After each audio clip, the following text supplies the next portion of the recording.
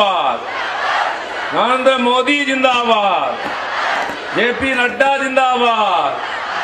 जय श्री राम, जय श्री राम। এই ধূম দুপুর বেলায় রান্না বান্না হয়েছে? হ্যাঁ, না করে চলে এসছো? আমি হয়তো খেয়ে যাবো দুপুরে। অনেকদিন এখানকার চিংড়ি মাছ খাইনি। হ্যাঁ, বাসন্তী খুব আনন্দ হচ্ছে। আমার মায়েরা এত বিশাল সংখ্যা এখানে উপস্থিত হয়েছে,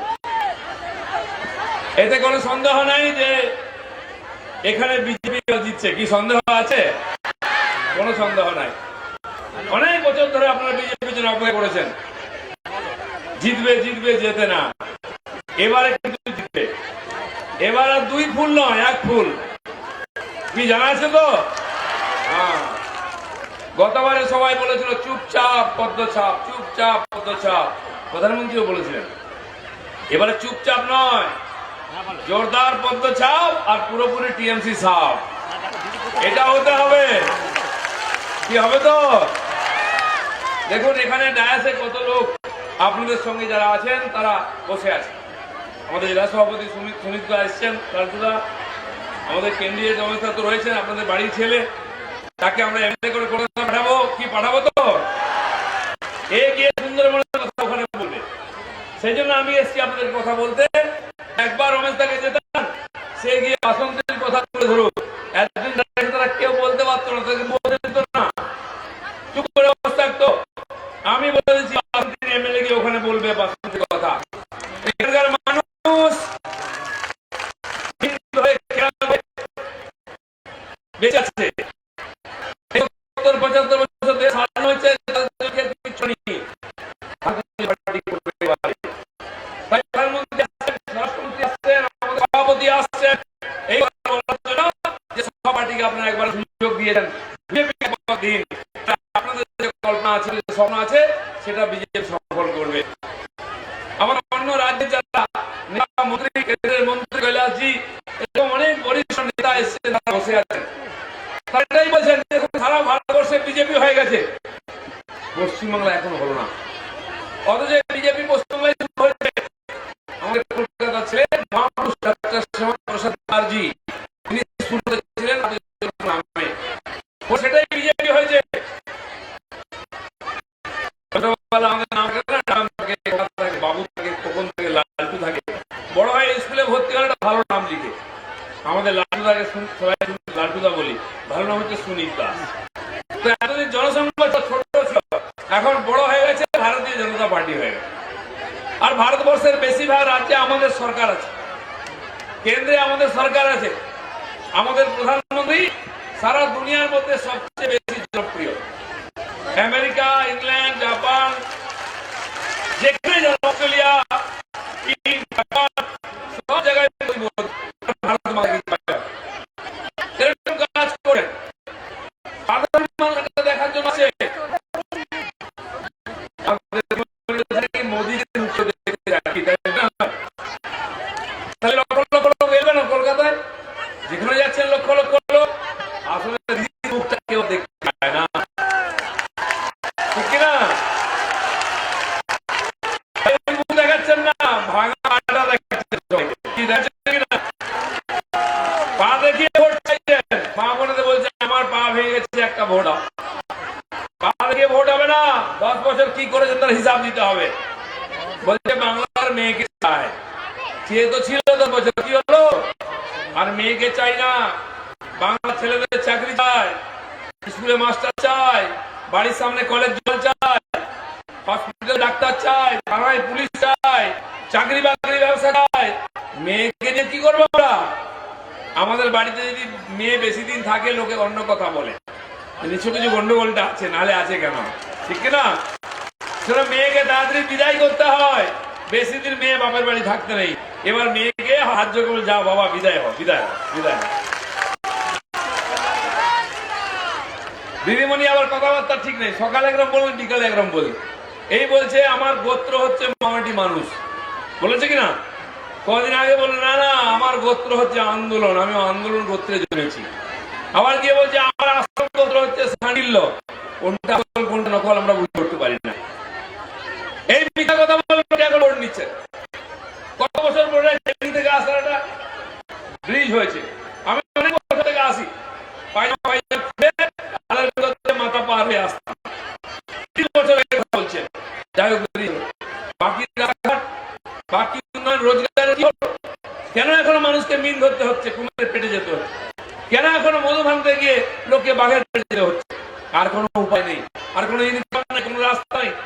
ব্যবসা বাণিজ্য করতে গেলে কাটমানি দিতে হবে,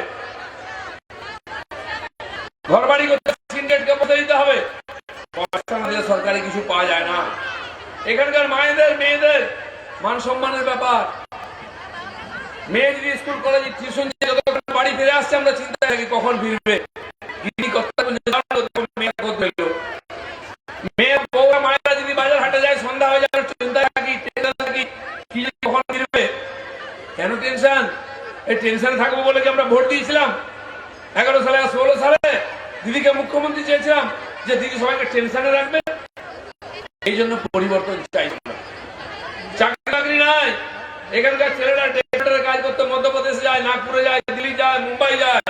আমি দেখছি ওখানে কোথায় বাড়ি বাসন্তী কোথাবা রেকর্ডের কাজ করার জন্য ওখানে যেত গুজরাটে, চাকরি করতে গেলে হরিয়ানায় গুজরাটে। তাহলে কি হলো 10 বছরে? কেন চাকরি বাকরি নেই? বুড়ো বাবাকে ছেড়ে চলে যাচ্ছে গুজরাটে, ছেলে বউকে ছেড়ে গুজরাটে বসে আবার পুজোর কে করেছে? এখন দিদিমণি নাটক করছেন। আগে বললেন দিদিকে বলো দিদিকে বলো, অনেকে ফোন করেছেন, দিদির সঙ্গে কথা হয়েছে, কারো হয়েছে? এখন পাল্টে গেছে, দিদি এখন বলছেন দিদিকে ঠেলো, দিদিকে ঠেলো, হুইল চেয়ার দিকে ঠেলা হচ্ছে।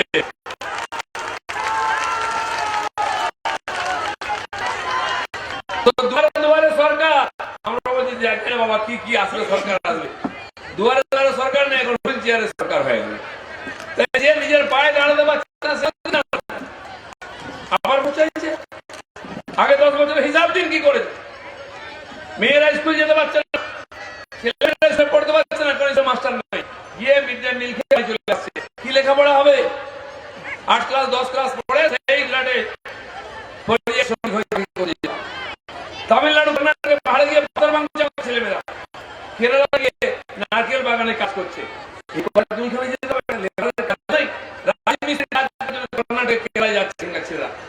কেন?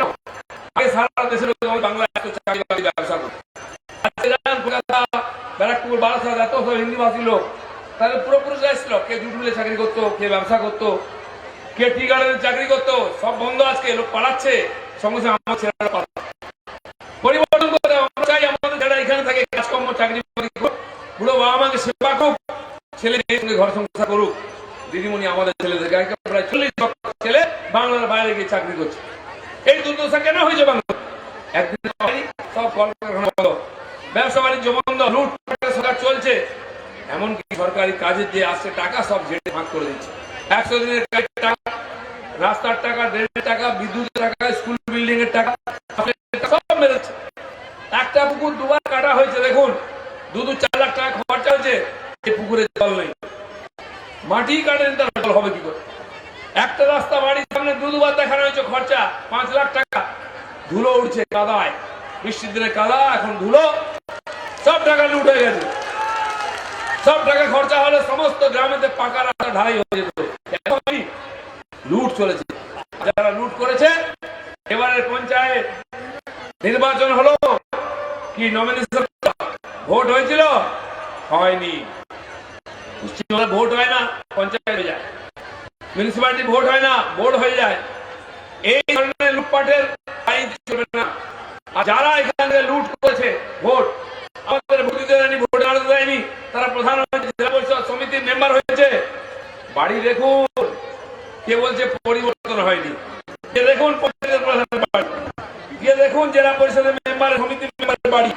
দিদির ভাইদের পরিবর্তন হয়েছে, দুতলা বাড়ি হয়েছে, দিদির সামনের মতো নীল রং হয়েছে, বাড়ির সামনে পাকা রাস্তা হয়েছে, জলের কল হয়েছে। যার মোটরসাইকেল ছিল তার একটা বিড়ি একবার খেত না, অর্ধেকটা নিবে রেখে কানে রেখে দুবার। সে পঞ্চায়েত হওয়ার পরে বড় বড় সিগারেট খাচ্ছে, কি খায় কিনা? পয়সা করতে আসছে, লম্বা লম্বা সিগারেট আর গোল গোল ধোঁয়া আমাদের দেখায়।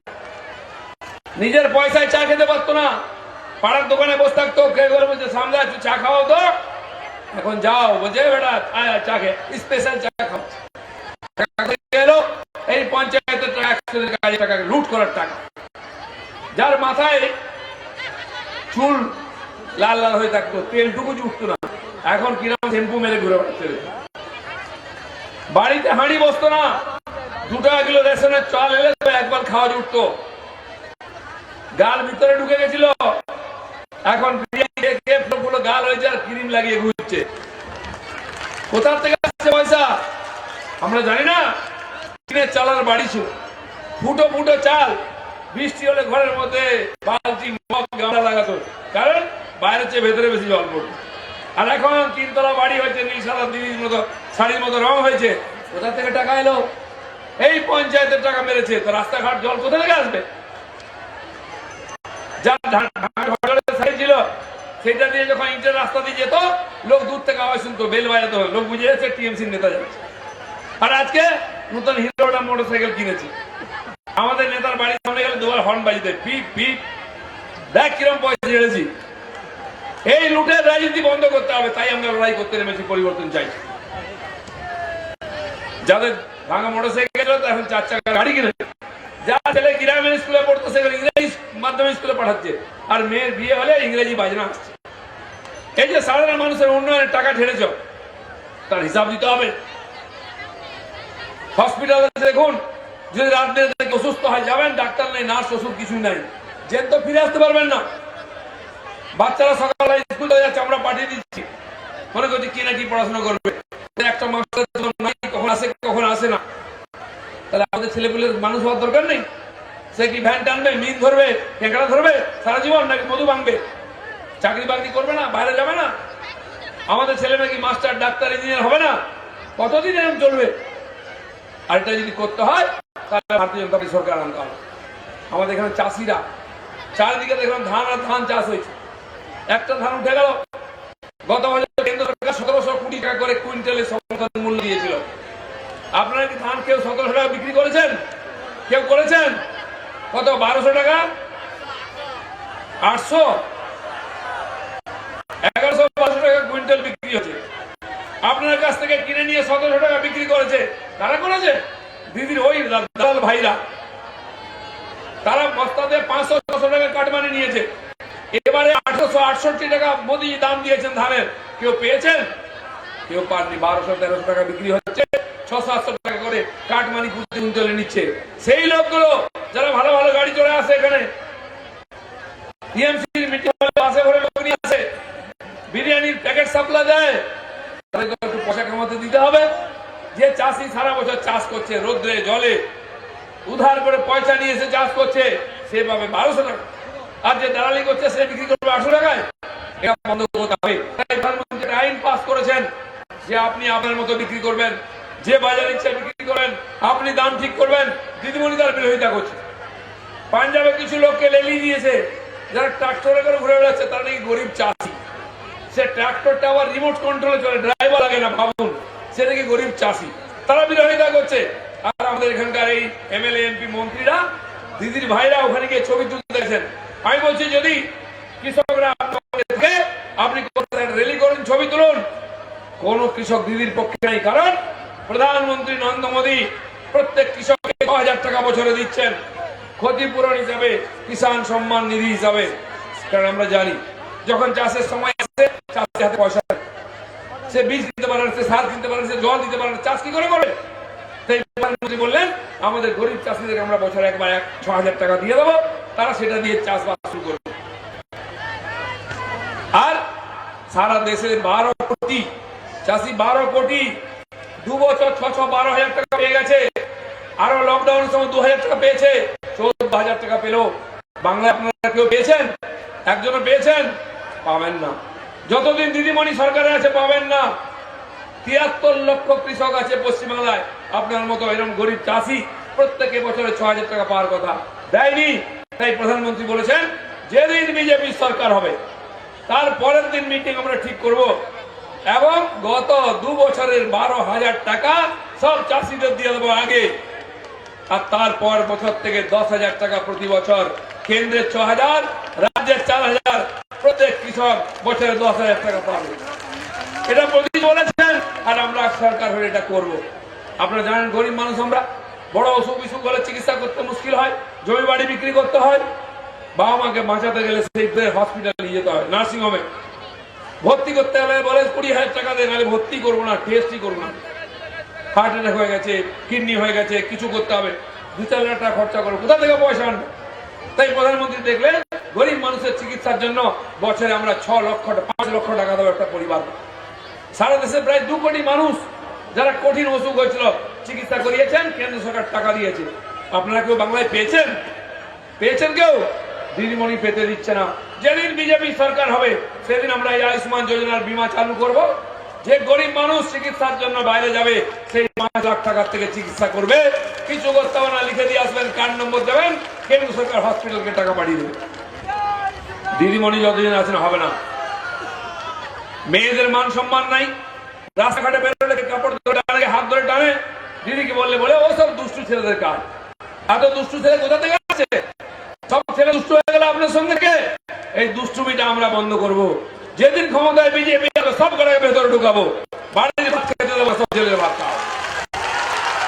মা বলবে সম্মান করবে, গায়ে হাত দেবে, এই অধিকার কেউ দেয়নি এদেরকে। তাই আমাদের সরকার ঠিক করেছে পশ্চিমবঙ্গের বিজেপি সরকার হলে মেয়েদের জন্ম থেকে বিয়ে পর্যন্ত সব দায়িত্ব সরকার নেবে। কেজিতে ভর্তি হওয়া থেকে পিজি পোস্ট গ্রাজুয়েট পর্যন্ত সমস্ত পড়াশোনার খরচা সরকার নেবে। বাবা মাকে কোনো চিন্তা করতে হবে না। ক্লাস 3 থেকে 6, 9, 12 3,000 টাকা করে স্টাইপেন্ড পাবে। বিয়ের আগে 18 বছর বয়স হলে সেই মেয়ের নামে 2 লাখ টাকা ডিপোজিট করা হবে। তাই না? সে যদি পড়াশোনা করে তার চাকরি। পুলিশেতে 9টা ব্যাটালিয়ন হচ্ছে নতুন কেবল মেয়েদের জন্য। আমরা নবদুর্গার পূজা করি, দুর্গা পূজার সময় নবদুর্গা তৈরি হয়, 10 জন দুর্গা মায়ের নামে 10টা ব্যাটালিয়ন, আর কেবল মেয়েরা সেই ব্যাটালিয়ন চাকরি করবে। শুধু তাই নয়, আর্মড ফোর্স বন্দুক নিয়ে যেমন জওয়ানরা পাহারা দিচ্ছেন, মেয়েরাও বন্দুক নিয়ে পাহারা দেবে। তার জন্য 3টা ব্যাটালিয়ন হবে। মাতঙ্গিনী হাজরার নামে আর্মড ফোর্সে মেয়েদের জন্য আলাদা 3টা ব্যাটালিয়ন হবে। ভারতীয় জনতা পার্টি এটা করবে, অন্য রাজ্যে করেছে। বয়স্ক ভাতা, বৃদ্ধ ভাতা, বিদ্যার্থী ভাতা সব বন্ধ হয়ে গেছে। গরিব মানুষ বিজেপি সরকার এলে সব দেবে।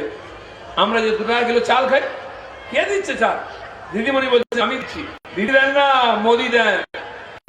1 কিলো চাল আপনার বাসন্তী বাজারের রেশন দোকানে আসতে কেন্দ্র সরকার 30 টাকা খরচা করছে, দিদিমণি 1 টাকা খরচা করেন, আর আমাদের কাছ থেকে 2 টাকা নিয়ে নেন।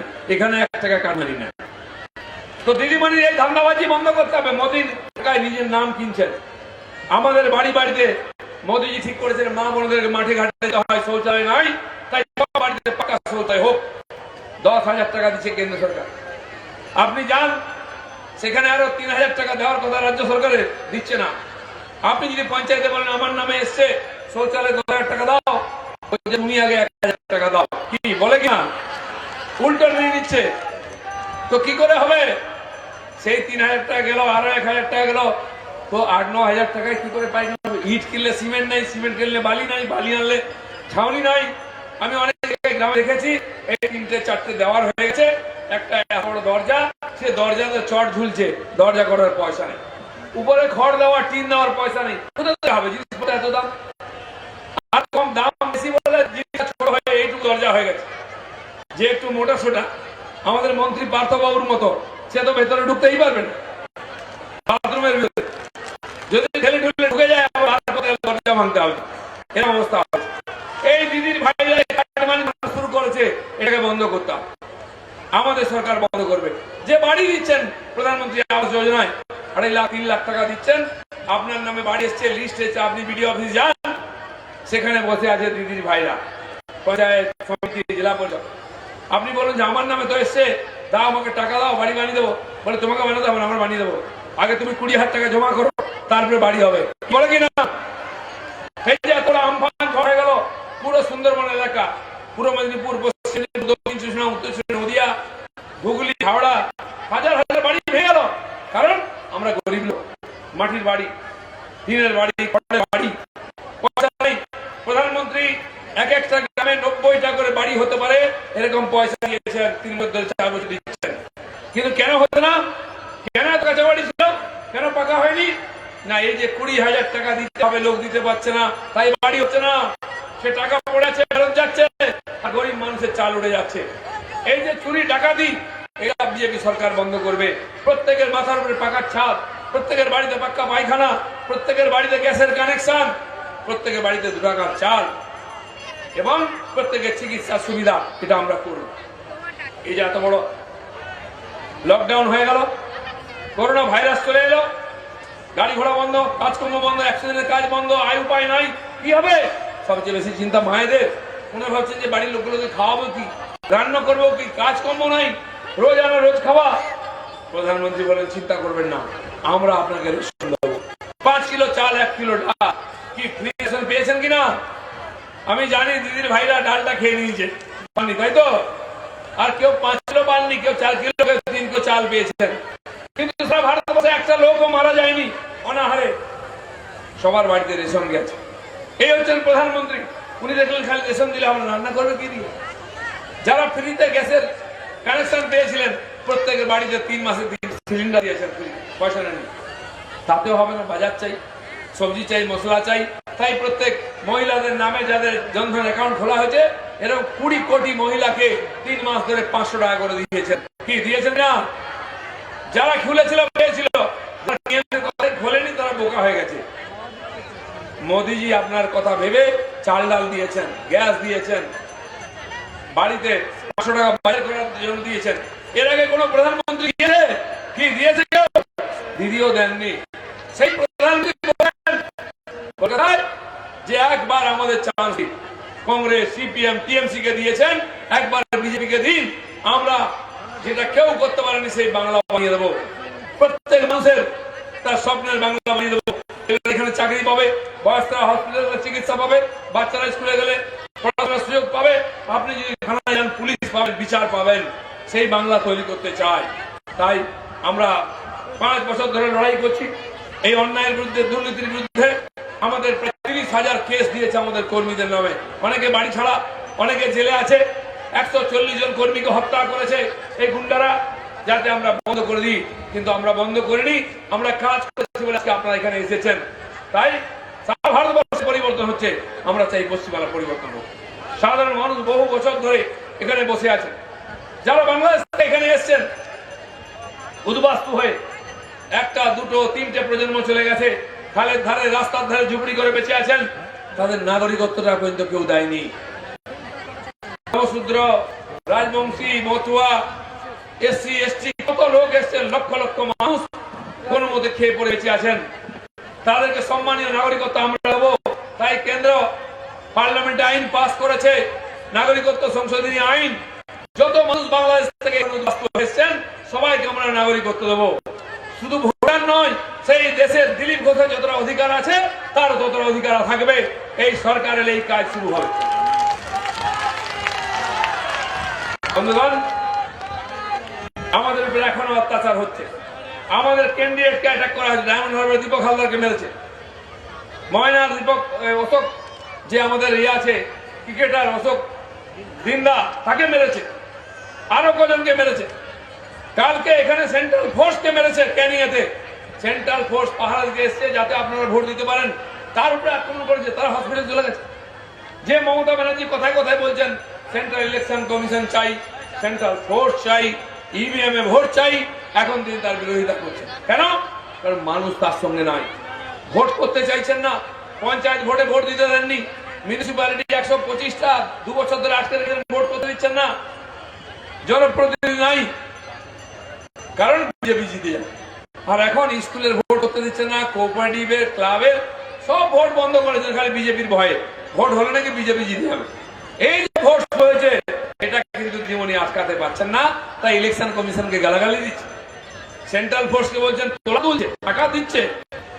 আরে সেন্ট্রাল ফোর্স যখন এসেছে, সাধারণ মানুষ গ্রামের মায়েরা ফুল ছড়িয়েছে, আরতি করেছে, তারা জানেন এরা থাকলে ভোট দিতে পারবেন। দিদিমণি সেন্ট্রাল ফোর্স নিয়ে জিতেছিলেন, 11 সালে জিতলেন, 16 সালে জিতলেন, তখন ঠিক ছিল। এখন গন্ডগোল হলো। এখন পুলিশও দিদির কথা শুনছে না, পুলিশকে গালাগালি দিচ্ছে। ক্যাডারের কথা শুনছে না, নেতা রাস্তায় বেরোচ্ছে না, লোকে কার্ড মানি হিসাব চাইছে। আর আমি বলে দিচ্ছি, আমাদের সরকার হলে স্পেশাল ফোর্স গঠন করে, সিট গঠন করে, পঞ্চায়েতের যে টাকা লুট হয়েছে তার হিসাব তদন্ত হবে। আমফানের, বুলবুলের, হুদহুদের যত টাকা লুট হয়েছে তার হিসাব হবে। নারদ সারদার তদন্ত চলবে। আর যারা যারা টাকা লুট করেছে যেমন যেমন নেতা তার সেরকম সাজা হবে। যে একটু ছোট ছোট সাজা পঞ্চায়েতের, তাদের বাড়িপুর জেলে পাঠিয়ে দেবো। যে একটু বড় সাইজের, তাকে দমদম সেন্ট্রাল জেলে পাঠাবো। আর এমএলএ এমপি মন্ত্রী হলে তাকে ভুবনেশ্বরের জেলে পাঠাবো জগন্নাথ দর্শন করতে। কাউকে ছাড়া হবে না। যারা গরিব লোকের পয়সা লুট করেছে, আমাদেরকে চোখ দেখাচ্ছে, যারা ভাবছে এরকম চলবে এরকম চলবে না, লালু প্রসাদের মতো বাকি জীবনটা জেলে ঘাটতে হবে। আপনারা জানেন, দিদিমণি এখন মাঝে মধ্যে বলেন আমাকে জেলে পাঠিয়ে দাও, ওখান থেকে লড়াই করে জিতবো। কেন হঠাৎ জেলের কথা আসছে? উনি ভয় পাচ্ছেন। তার ভাইরা, তারা যা লুট করেছেন, ভাই ভাইপো সব মিলে বিচার হলে সবাইকে জেলে যেতে হবে। দিদিমণি, আপনাকে একাকে পাঠাবো না, মন খারাপ হবে, আপনাদের ভাইদেরকেও সঙ্গে পাঠিয়ে দেবো, ওখানে গিয়ে পার্টির মিটিং করবো। এই যে লুট, এই যে হিংসা, এই যে দুর্নীতি পশ্চিমবাংলার মানুষের মাথাকে নত করে দিয়েছে। ভারতীয় জনতা পার্টি এই লুট, এই হিংসা বন্ধ করতে চায়। স্বচ্ছ প্রশাসন, দুর্নীতি মুক্ত রাজনীতি, হিংসা মুক্ত রাজনীতি দিতে চায়। তাই প্রত্যেকবার আপনারা ভোট দিয়েছেন, কখনো আপনার ক্যান্ডিডেট জিতেছে, কখনো হেরেছে। এবার একবার বিজেপি পদ্মচিহ্নে ভোট দিন, বিজেপি জিতবে আমি বলে দিচ্ছি। এখানকার এমএলএ বিজেপির এমএলএ হয়ে বিধানসভায় পৌঁছবে, আপনাদের ইচ্ছাকে পূর্ণ করবে। সেই জন্য পার্টি করেছেন, সব পার্টি বারবার, বিজেপি একবার। এইবার বাসন্তী যেতে 200 সিট নিয়ে আমরা সরকার গঠন করব, নতুন বাংলা, সোনার বাংলা করব, এই আমাদের সংকল্প আছে। তাই সারা দেশে যেমন বাংলা যারা জেলাতে বিজেপি সরকার হয়েছে, আমাদের পাশে বিহার রাজ্যে 4 আমাদের সরকার, আশপাশে সব জায়গায় আমরা জিতছি, পার্লামেন্টে আমরা জিতছি, কিন্তু পশ্চিমবাংলায় আমাদের সরকার আসেনি। এইবার সরকার হওয়ার সুযোগ এসে মা বোনেদের আমি রাস্তাঘাটে, মাঠে, গ্রামে দেখছি জয় শ্রীরাম বলে সবাই চিৎকার করছেন, সবাই চাইছেন বিজেপির যুগ। অতএব কারো শক্তি নেই, কোনো ক্ষমতা নেই, এবার বিজেপিকে হারায়। আমি বাসন্তীর লোকেদেরকে আবেদন করব, অনুরোধ করব, মা বোনেরা, মা বোনদের সম্মান রক্ষার জন্য, আমার ছেলে মেয়েদের ভবিষ্যৎ রক্ষার জন্য একবার সকাল সকাল গিয়ে আগামী 6 তারিখ ভোর সকালে গিয়ে লাইন দাঁড়িয়ে পদ্মচিহ্নে ভোট দিন। ভয় পাবে না। ওই গুন্ডা মস্তানরা চমকাচ্ছে, ভয় দেখাচ্ছে, ইট পাটকেল মারছে, বোম মারবে 2-1টা হয়তো কালকে সন্ধ্যাবেলা। ঘাবড়াবেন না। সেন্ট্রাল ফোর্সের জওয়ানরা এসছেন দিল্লি থেকে, বুথ পাহারা দিচ্ছেন। আপনারা আসুন, আপনাদের জন্য দাঁড়িয়ে আছেন। দাঁড়াবেন লাইনে, কার্ড দেখাবেন, ভোট দিয়ে বাড়ি যাবেন। যদি কেউ চোখ টোক দেখায় আমাদেরকে খবর দেবেন। কে কত চোখ দেখাবো আমরাও দেখে নেব, কে কত মায়ের দুধ খেয়েছে সেটাও দেখে নেব। বাসন্তীর মানুষকে কেউ ভোট থেকে আটকাতে পারবে না, আমি বলে যাচ্ছি। যেমন জঙ্গল মহলে ভোট হয়েছে, প্রথম দিনের ভোটে আমিও ভোট দিই ঝাড়গ্রামে, আমি আমার গ্রামের বাড়ি আমি গেছি। সকাল থেকে মায়েরা ভাই দিয়ে ভোট দিয়েছেন। টিএমসি উড়ে গেছে, জঙ্গল মহলে কোনো জোড়া ফুল নাই, একটাই ফুল, খালি পদ্মা ফুল চলছে। আমি চাই জঙ্গল মহল তাই করুক, জঙ্গল মহলের জন্য আরো উন্নয়ন বোর্ড তৈরি করে এখানকার রাস্তাঘাট, ব্যবসা বাণিজ্য, চাকরি বাকরির জন্য, মাছ ধরার জন্য, যা জেলে আছেন তাদের জাল কেনার জন্য, ট্রলার কেনার জন্য সব লোন দেওয়া হবে। ব্যবসা করার জন্য লোন দেওয়া হবে। নতুন করে এখানে মাছ চাষের ব্যবস্থা হবে। চাষিদের জন্য, শ্রমিকদের জন্য, যুবক মহিলাদের জন্য, সবার জন্য আলাদা আলাদা প্রকল্প করে তাদের উন্নয়নের চেষ্টা করবো আমরা। আজকে যে যে রাজ্যে আমরা আছি, এখানকার ছেলেরা সেখানে চাকরি করতে যাচ্ছে। আমরা চাইবো বাংলার ছেলে বাংলায় থাকুক। যুবকরা চলে গেলে পশ্চিমবাংলার উন্নয়ন কে করবে, বাংলাকে তৈরি কে করবে? তাই সোনার বাংলা তৈরি করতে হলে একবার বিজেপিকে ভোট দিন। যেমন মোদীকে 2 বার প্রধানমন্ত্রী করেছেন, এবার পশ্চিমবঙ্গের মুখ্যমন্ত্রী বিজেপি করে দিন। তাহলে বাংলাকে আমরা নতুন বাংলা গড়বো, সোনার বাংলা গড়বো। এইটুকু বলে সবাইকে ধন্যবাদ। ভারত মাতা।